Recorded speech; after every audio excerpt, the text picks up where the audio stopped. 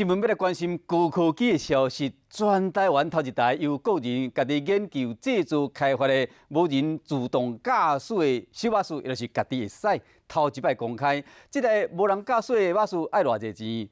做这台爱3000万，伊做无驾驶盘、无限道路，嘛无这个挡啊帮。头前若有人对家己挡店，嘛会判断这个交通的号志。未来将伫中华5间观光工厂甲鹿港天后宫之间呢做观光接驳之用，透过华视镜头，带咱乡亲做伙来看卖。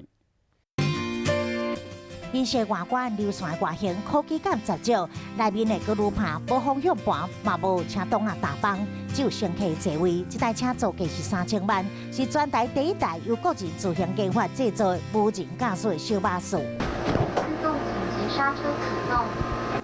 前面路人车就自动停下来，反应真紧，因为这路线拢先设定好势，所以也可以自动辨识路上的交通标志。现在是红灯。研发团队用1天的时间制作采电动环保能源，充电4点钟会当走70公里。造型甲内面的配置嘛是个人设计，规台车拢是 MIT。